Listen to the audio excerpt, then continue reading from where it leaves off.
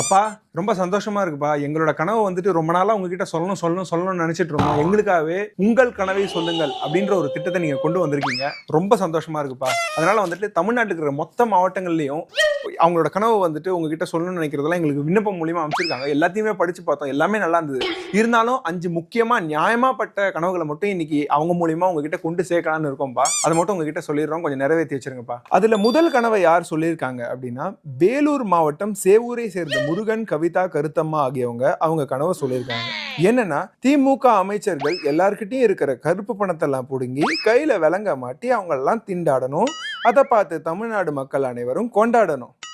நல்ல கனவுங்க. கண்டிப்பா கூடிய சீக்கிரமே நிறைவேறும். அடுத்தது சென்னை அரும்பாக்கத்தை சேர்ந்த லீலா, ராஜேஷ், மகேஷ், தினேஷ், வாசவி அவங்க எல்லாம் சேர்ந்து அவங்களோட கனவா என்ன சொல்லியிருக்காங்கன்னா, உதவா உதயநிதி அண்ணா மறுபடியும் திரைப்படங்கள்ல நடிக்கணும்.